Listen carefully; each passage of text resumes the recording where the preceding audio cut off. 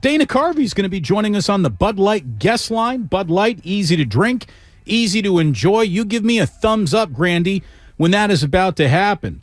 Dana Carvey is one of the funniest living human beings we actually have on the planet. And he is a Bay Area legend. He is a comedy legend. He is a Saturday Night Live, top shelf performer in the history of the entire, what is Saturday Night Live's in year 45 now or whatever it is. Dana Carvey, one of the absolute funniest guys on the planet, and San Francisco State alumni in 77.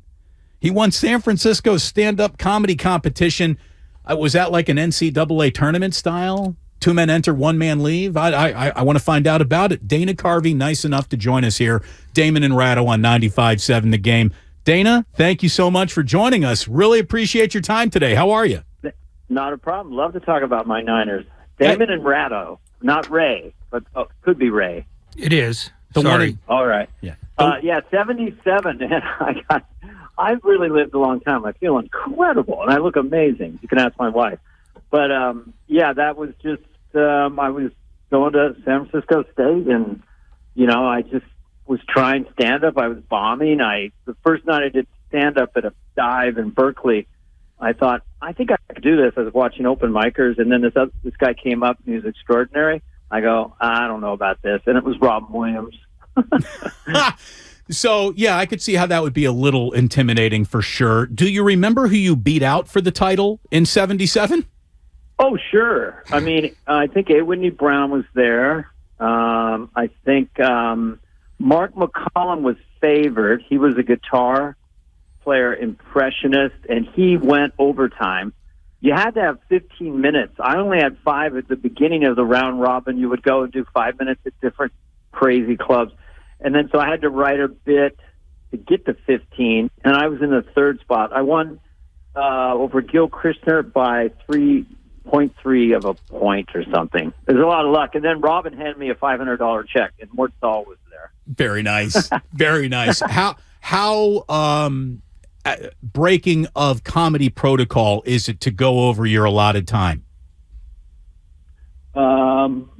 I mean, I guess if you're killing, that's a comedy competition. It was just that was the rule. Can't go over 20. Because it was a competition. It's like a reality show, and it didn't. It just was playing by the rules. And Mark actually went over. But if you're a middle act, I had a middle act once at Cobb's Comedy Club in San Francisco do 70 in the Late Show. He was a middle act supposed to do 30, and he did 70. That's a little bit much when you're the headliner to follow 70. He goes, was that 70? I go, yeah, it was. That was Rob Becker, who did Defending the Caveman. Hi, Rob. He's retired in Raw. What prevented you from strangling him? I kind of liked him. I didn't, it wasn't, if I was auditioning for something, you got used to the rough and tumble. Sometimes you'd have club owners that would sabotage you. Could you turn the piano mic up? And they would turn it down. You would be doing comedy, and then there'd be some dude drunk standing at the edge of the stage. I never tried to hold my ground. Some guys would start swinging or take the mic and fight the guy. I always just said, you got it. Go ahead, man. Knock yourself out. So I had beer thrown at me, Hell's Angels attacking, so it was just it's a rough and tumble sport.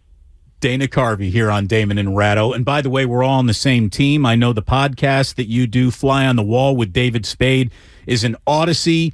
Cadence 13, I believe, and Odyssey are the same thing. And we're Odyssey, so it's like we all know each other, basically.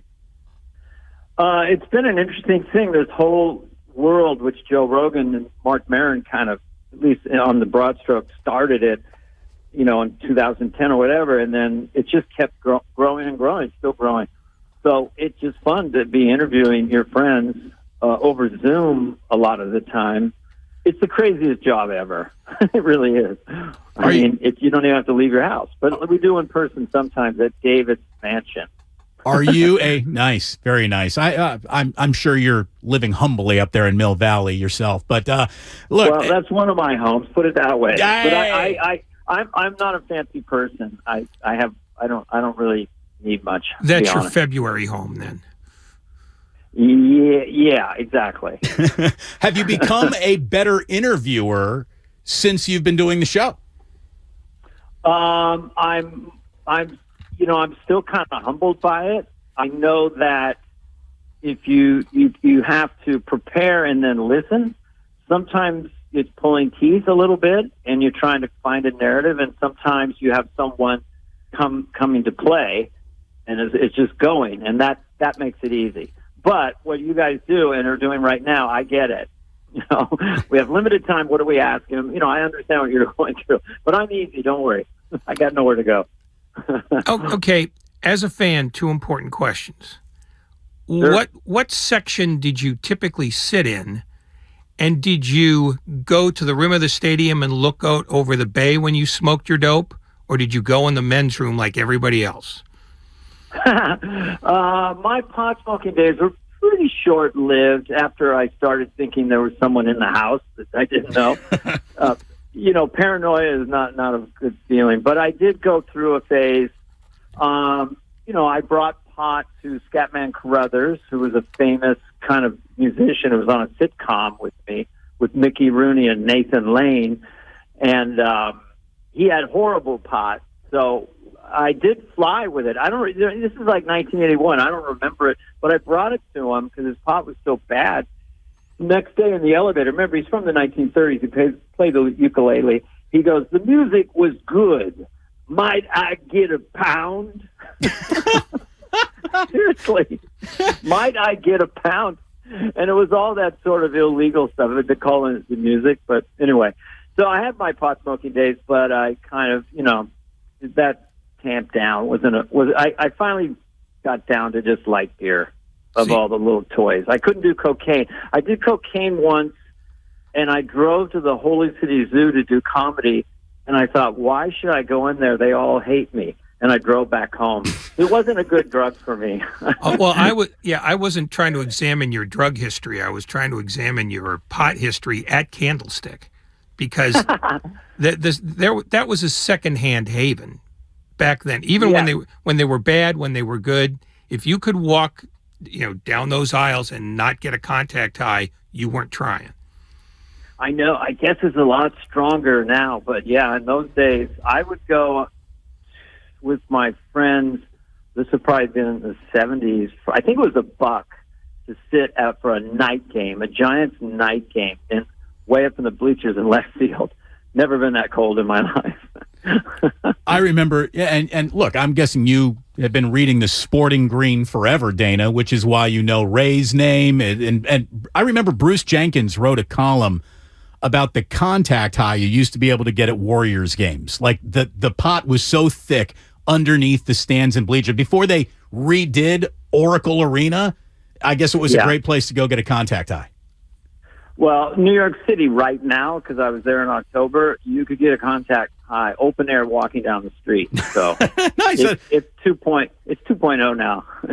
It's a whole other thing. Good way to bring back the tourists for sure. Dana Carvey joining Damon and Ratto here on the Bud Light guest line. Who brought you to your first Bay Area sporting event? Was it a dad, an uncle, like so many of us? It probably was a friend and his dad. I think it was the Cow Palace to see the Warriors.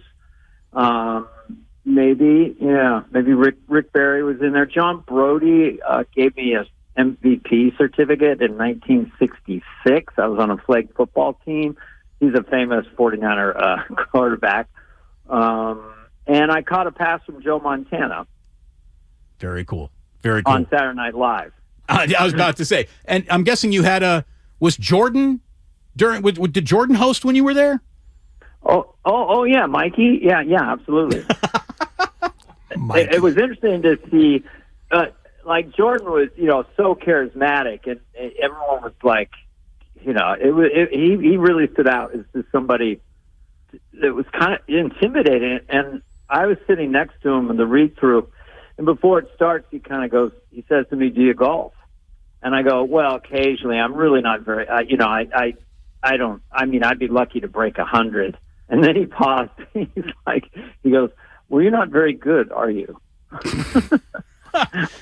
No, I'm not. No, but I'm going to get your ass through Saturday Night Live on Saturday, so you better treat me right, Michael. So let's talk tea times. It was interesting to see someone that brilliant being out of his element and looking at the script and kind of nervous going into sketches. And I was the one to go, Michael, don't worry. If you have to, just look at the card and read the line. You know, Christopher Walken did that. It worked fine. Don't put pressure on yourself. So, you know, I just try to help him as best I could. As a 49er fan, were you more obnoxious when they were bad or more obnoxious when they were good? You know, a lot of it, I have three older brothers. So my brother Scott and I ritualized the Niners. You know, it's if you really grow up in the Bay Area, it's just the Niners, the Warriors, and the Giants. I also have a soft spot for the Raiders, but those are my teams through thick and thin. But when Montana came in and that run came in, my brother, he had a little figure of Joe Montana that was made out of cloth. And on 3rd and long, he would hold it up and say, the power of Joey compels you. And as right as, like from The Exorcist, the power of Joey compels you. And right as he snapped the ball, he would throw it at the TV on 3rd and long. If Joey scored a touchdown, he had a football helmet filled with beer, and he would pass it around and everyone would have to drink of it. So he ritualized it. He's going crazy right now. He lives in Florida with the Niners. Crazy. I couldn't describe it. There's a lot of them, but he's one of them. Niner forever. Dana, where will you be watching this weekend's game? Down in Los Angeles, where the sports franchises aren't too popular up there. Yeah. That's all right. We'll forgive you. That's based on the location. That's okay. But have you made it into New Levi's Stadium? I have not. No, I do find myself, when you have these new TVs that are gigantic and you're getting, there's nothing like being there live. Don't get me wrong, but it's also pretty crazy on television. Television now? How many inches you packing? I like the way that's couched.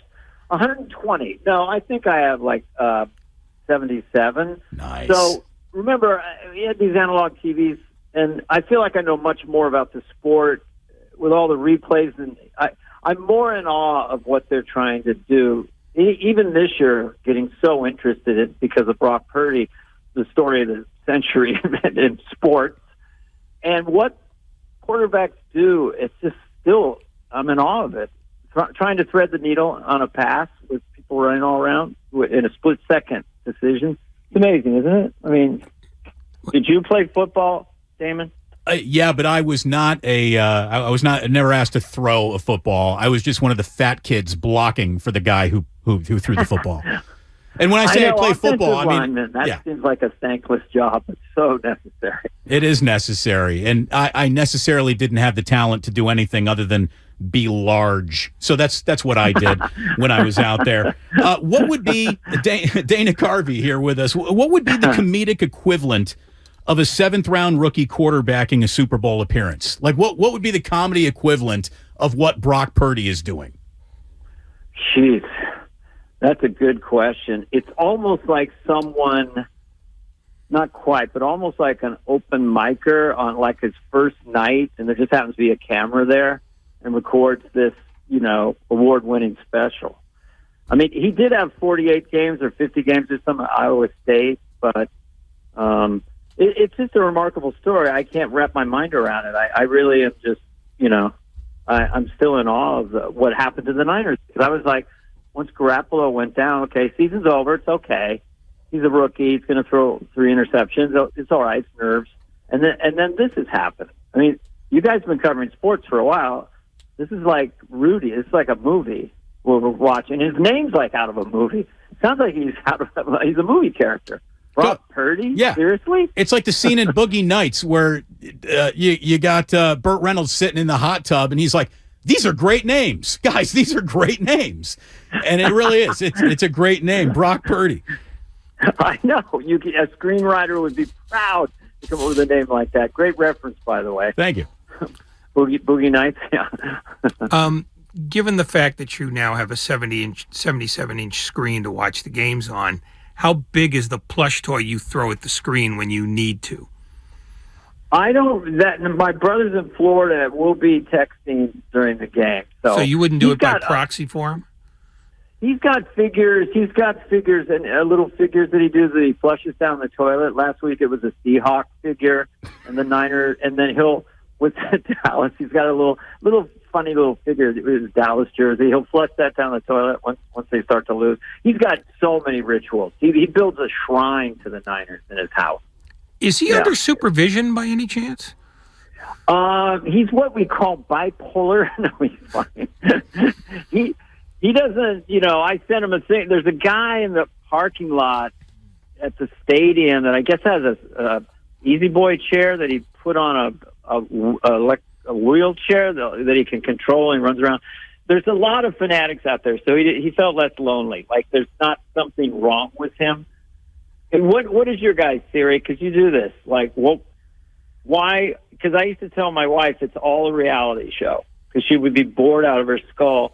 But then when I say, this guy's just started, this team hates this team for this reason. So it's all that. I mean, how do you explain it? It's your livelihood, right?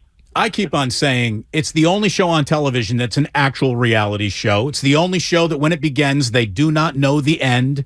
There won't be a producer influencing character development. There are good guys. There are bad guys. The beautiful thing is I don't need to sell it to my wife. She grew up in the city. She went to Lincoln High School, and she's a diehard Niner fan. So she's got the boys in jerseys and is as ready to rip as anyone. I don't need to sell it. Honey, I need to work. Like she understands.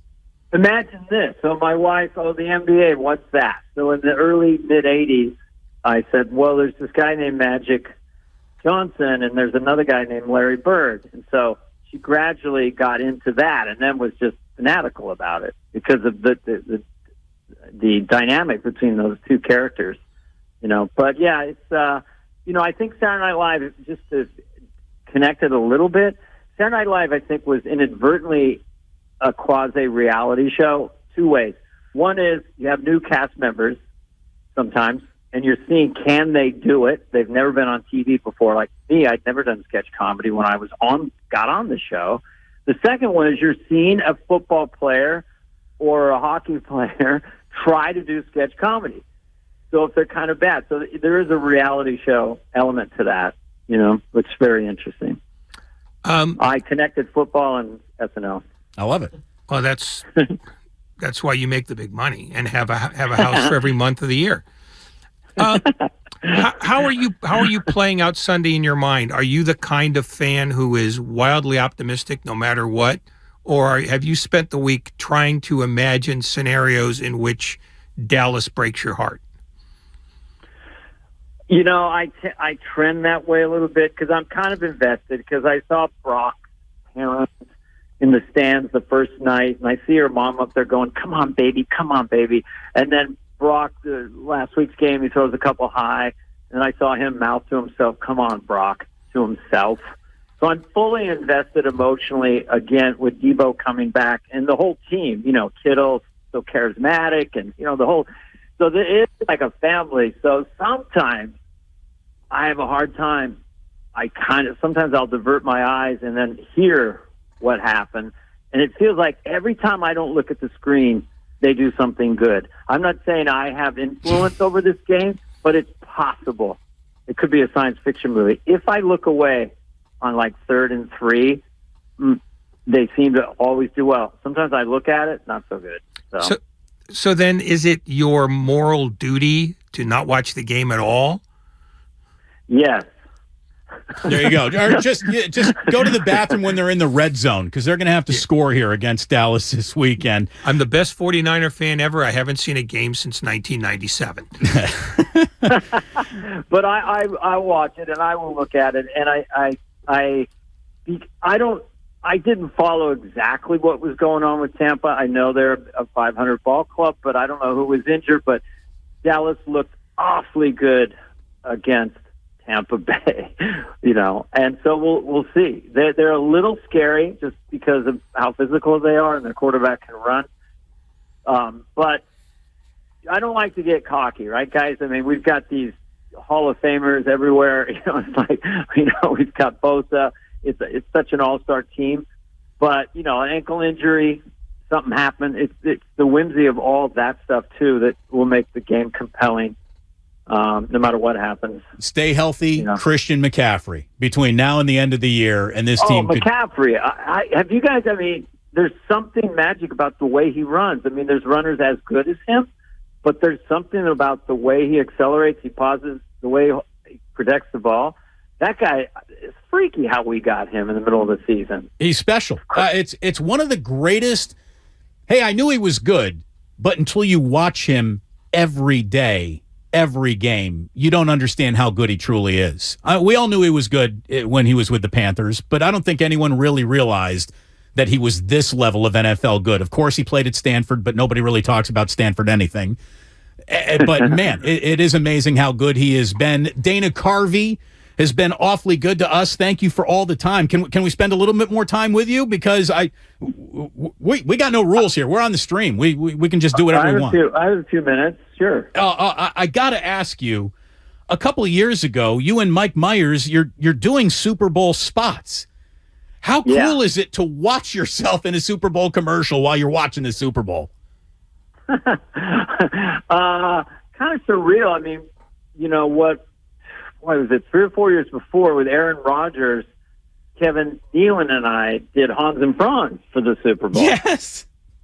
So then we get the Wayne's World one. I'm trying to think what would be, church ladies maybe too incendiary. You can't have a character like going, well, we drink our alcohol and scream. That's not going to fly. So, but yeah, life is surreal for everybody. I'd say for me, being from San Carlos, Bay Area, College of San Mateo, San Francisco State, barely middle class, to even get on television was just crazy. And to get on Saturday Night Live, but I remember with George Bush Sr., my friend, hanging out with him, and he said to me once, he goes, I can hardly believe I was president. Seems kind of like a fever dream. Didn't know what I was doing. No, I gave you a little taste of that. We're drinking it up. This is amazing. I was hoping it was an actual quote. Yeah. Dana, I got to tell you, I am a huge Saturday Night Live fan. I read the books. I watched every documentary around it. To me, it's one of the most important and greatest shows in the history of television, and specifically during your time period, and you alone. And I'm not trying to butter you up, I'll take it. I really mean it. I think you're the single greatest Saturday Night Live cast member I've ever seen in terms of just crushing it episode after episode, week after week, quotable. The most quotable level of Saturday Night Live characters that I had walking into high school the very next day. And this absolutely has to do with my age at the right time, because everyone who's 14, 15, and 16 watching Saturday Night Live is assuming that this is the greatest era of Saturday Night Live. But I've gotten older, and I've researched the old eras too. I think you truly did that cast with you and Dennis Miller and Lovitz. I think that is the high water mark of the entire, near 50-year run of the program now. 3 more years to 50. Well, that's very nice of you to say. There's a lot of whimsy to that too, but coming in with Phil, God rest his soul, we didn't know we would have a full season pickup that year. It was 8 shows. So they said if we don't hit the ground running, they're going to pull the plug, believe it or not, because 85 was a rough year.